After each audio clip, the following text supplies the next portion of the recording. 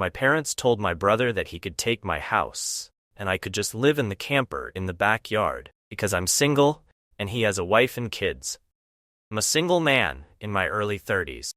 I've got a brother who's 29, and he's already got 4 kids now. He had his first at 22, and the second followed a year later. Then the third 2 years after that, and the fourth is the most recently born, a couple months ago.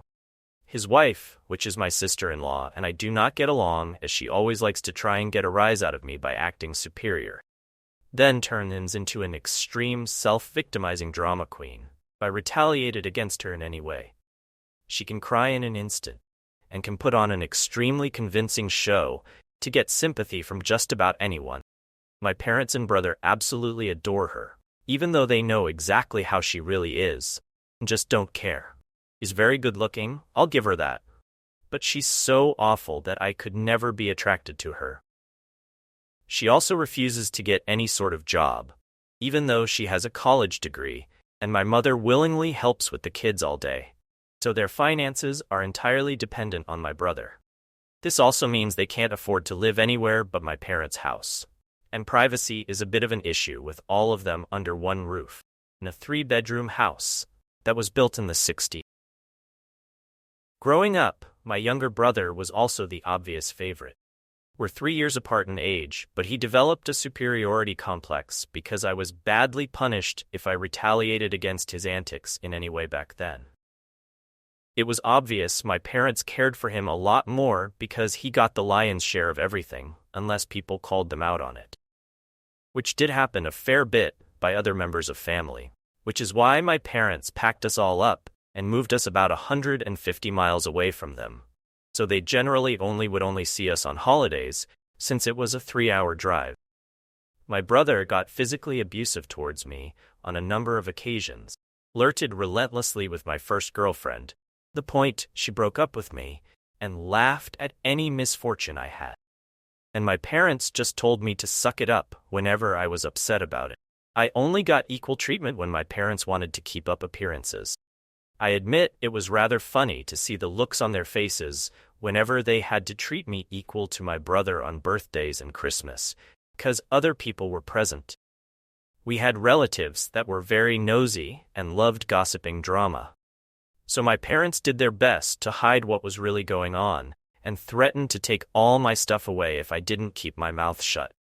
If anything, it just made my parents celebrate more when I turned 18 and moved out, because it meant they no longer had to provide for me. I wasn't even done with high school yet when I moved out, but couch surfing was far better than living with them. I was low contact ever since leaving home. They didn't even show up for my high school graduation. I really didn't care. From that point on, I would usually only see my parents and brother on holidays, like the rest of the family. The start 2020 pandemic was not kind to me.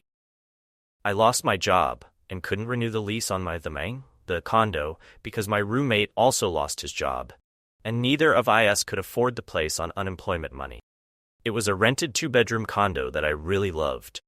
As the lease was ending, my roommate left early to move back in with relatives, and I had to sell nearly all of my stuff, because I was soon going to be homeless if I didn't downsize to an extreme. I really shouldn't have rented a place that was so expensive. But I liked living the high life, until that life wasn't kind to me.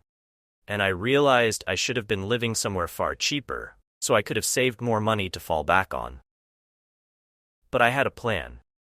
I own a truck, simply for the fact that I've always loved trucks. So I found a $1,000 camper in good shape, put it on my truck just so I could live out of it. It was supposed to be temporary, but I ended up living out of it far longer than I ever thought. I originally was hoping to be able to live out of the camper at my parents' house, where my brother and his family still reside as well. When I asked my parents to let me stay for a while, they told me they had a full house and didn't want me there. Plus, we hadn't exactly gotten along in the past decade. They said they'd only agree to let me park my camper there if I paid them basically what it cost to rent an apartment in my area. That was way too much just to park my camper. I was jobless and trying to save as much of my unemployment money as I could till I could find a new job. I may as well be living in an apartment with that rent price they were asking. My parents called my camper an eyesore and told me to take a hike since we couldn't come to an agreement. And Sail thought it was absolutely hilarious. I had to live in a camper. My brother joined her in pointing at and mocking me while calling me a homeless bum. I parked my truck camper in a store parking lot to sleep on the first night that I had nowhere else to go. I felt scared out of my mind that someone might try to break in. Suffice to say, I didn't sleep well that night. There was nowhere else I could go, as any other relatives that owned houses were fairly far away, and all my friends were all apartment people. And I was pretty attached to my area as well, so I didn't want to just leave. I'd also had my mail forwarded to a friend's apartment. It was the only way I could still get my mail anymore. Finding a stable place to park was pretty difficult. I went looking around to try and find a job similar to my old one. It took months of living the nomadic camper life. In that time, I had to deal with a lot. Everything from beggars and drug addicts to people demanding I leave because my camper was an eyesore. At one point, someone who told me to move claimed to be with an HOA. I wasn't even parked on a street with houses. And when I questioned, "What HOA?" they got incredibly belligerent and threatened me. I moved my camper anyway just to avoid the trouble. In order to have a steady supply of electricity, I learned to use a long extension cord to plug in anywhere I could to recharge my camper batteries. This meant sneaking around and plugging it into an outside outlet of a random building while parked on a street. I know that's a crummy thing to do, but I had to keep my batteries charged so my refrigerator would stay cold. I had a small solar power bank for recharging my phone, but I didn't have anything like a generator. And generators are noisy and require fuel anyway. So I did what I had to do. After months of living like that, I finally managed to get a new job. I had to move to the neighboring city to find a job that didn't involve retail. I worked retail while in college and promised myself never again, though I was nearly ready to break that promise. I was still getting unemployment money, but I had no stable place to live while receiving it, and I didn't want to still be jobless when it ran out. Plus, I was bored out of my mind. I had little else to do but read, watch movies on a small portable DVD player, use my phone or laptop, and keep note of where I could park and what local public bathrooms I could use. I kinda envy that the Japanese have public bathhouses. We could really use stuff like that over here. When I finally landed a new job, I practically lived in the back lot of the building, by the warehouse in old employee parking spaces. Literally, no one else seemed to bother using, because they were so far in the back that the area was borderline forgotten. My boss, company owner, actually liked this arrangement because I was willingly available to take any shift I could get, so long as I had enough sleep. He even let me take the camper off my truck and set it up in one of the spaces so I could drive around without it. Not exactly sure if this was legal, but no one bothered us about it. The entire time I lived back there, I didn't have to deal with many trespassers. There were a few, but the security guards escorted them out. I was pretty much on call almost all the time when they needed me, and was working virtually every day of the week. My boss let me plug my camper into the building for power and water, and I paid a small amount of rent by working for free on Sundays when no one else was in the office but the janitor and security guard. Beyond that, I usually had to shower at a friend's apartment or at my local gym as the camper didn't have a shower in it and only a portable toilet. And I didn't want to fill it because emptying it is a nasty chore. So I used other bathrooms as often as I could. I had a key to the warehouse and could go in to use the bathroom there at any hour. I was even on a first-name basis with the night security guard. He's since become one of my closest friends. The camper was easy to heat in the winter with a small electric heater. Summers were not fun though. The camper didn't have AC, so I had to get a used portable air conditioner just to make it bearable. I made a lot of overtime pay, hands-on learned some new skills from other employees. Eventually, midway into this year, I landed a better position in the company as a supervisor and started making a better salary than my old job. That's when I decided I wanted a house. The scare I'd gotten from losing my condo made me realize I needed something much more stable for the long term. I looked around for something close to my work, and just 2 miles away found a 3-bedroom manufactured home on a small property.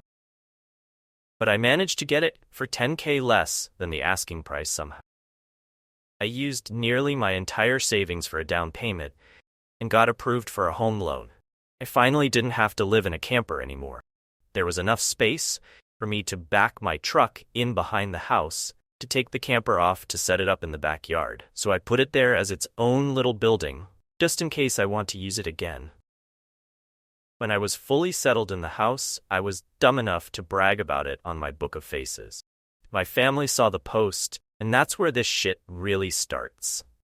After a few weeks, my parents and brother, along with his family, came to visit completely unannounced to have a tour of my home. I didn't even give them my address. So how they found out where I live, I still don't know. None of my friends have fessed up, and no prior family members visited me before that. So I wonder if they stalked me at work and followed me home or something. Really wouldn't surprise me. Once I opened the door, they practically all shoved their way in, like rambunctious tourists, then just started making themselves at home. They all kept poking around, and Sael had this creepy smirk that she was repeatedly flashing me. And it was only later that I figured out why, and it made me madder than a bull on steroids that just got stung by a hornet. My parents were constantly talking about how I've got so much extra space now, and it's too much for someone like me who has no wife or kids. Sure, not now, but maybe someday. And my brother kept remarking about how there was more space than our parents' house, and my house was closer to his job too. Red flags all around, I know. Eventually, my brother asked me to speak privately. Everyone else suddenly left the room and piled out onto the front porch. That's what finally made me realize they'd planned something. My brother, let's call him Dan for the sake of simplicity, said the house was too much for me alone, and I should let him move in with his family because his wife is pregnant with kid number 4, and my house is much closer to his job. He pointed out that I already have the camper, so I could just live in that outside while they live in the main house. And I'd like to point out that Dan never once spoke of offering rent. Mind you, he's got a good job. He also started talking about how there would be changes and even curfews, and that I couldn't just walk in at any time without prior notice. If it weren't my brother, I'd think the person I was talking to had lost their mind. But Dan lost his marbles long ago thanks to our parents treating him like he was the center of the world. I tried to speak, but he kept talking over me, as if I had no say in the matter. There was no way in hell I'd rent my house or parts of my house to him. Other people maybe, just so I can pay the mortgage off more easily. Certainly not him, or his nasty wife. I've heard of this exact kind of situation in videos online many times, and never once did I think I'd actually live it because I thought it so ludicrous. But my parents, brother and Sil do all fit the bill for a bunch of narcissistic entitled crazy. So I picked up my phone and set it to start recording, then just held on to it. Dan didn't even seem to care or notice that I'd done this, and just sat there with his arms waving around while talking about all the reasons of why he needed my house. Then went from saying that to acting like it was a done deal and trying to reach out his hand to shake mine. That's when I finally showed my backbone and said, "Hell no." And I said it loud enough that Dan stumbled backward for a second. I'd rarely ever raised my voice to him on that level because I was punished by our parents whenever I did. But this was my house, not theirs. My spine can be as shiny as it wants here. I stood up and then told him that my house was not up for grabs. And acting like I'll let him move in just because they want it won't make it happen. I bought my house for me, and it's not my fault he keeps having more kids and has to keep living with our parents because he can't afford to move out. Dan got as physically close to me as he could without actually touching me, and said that I didn't deserve the house, and he needed a better place for his family to live. I laughed back in his face and said that was total bullshit, because I worked hard to be able to buy my house. Of course, I deserved it. Dan started yelling that I have no wife or kids and I don't need all the space, so I may as well give it to him. I said I'm not giving him anything. And he never even offered to pay me rent. I let him move in. I'd still be covering the entire mortgage on my own house, without even being able to live in my own house. Then Dan told me that he shouldn't have to pay rent because his family comes first, and our parents said I was going to do this, and that I will. I yelled, as if their word was law or something, and told Dan that they did not have the right or power to give my house to him. Then, right one cue, my parents and CL barged back in through the front door and surrounded me to try and force me to agree. There was a lot of fighting, but to sum it up, from this point on, I heard the line, "Just do it for Dan," way more times than I can remember. In the fight, I told them all they don't have a say in my life or my house, and to get out before I called the cops. Sil screamed the loudest at me about how she was pregnant again. I can't do this to her. I said, I did nothing to her. She just assumed she could take and take from me, like I would just allow it. I had no obligation to her or her family. Then I called her a stuck-up bitch who never had any respect for me. So I don't care what she thinks or how many kids she has. I have no sympathy for her. She won't be living in my house. Well, that made her angry enough to attack me. She got in one good hit on my face and tried to do more, but my brother held her back, kicking and screaming. She kept demanding he let her go so she could scratch my eyes out. The phone I was holding recorded pretty much everything, so I held it up and said I was going to call police if they didn't leave right away. My parents told Dan they were leaving. Then my mother said that I had a week to come to my senses. I told her I won't be and to not come back. Then I told my sister-in-law that my phone recorded everything, and if she tries anything, I'll press charges for assault. She screamed at me and then stormed out loudly, crying with her face in her hands.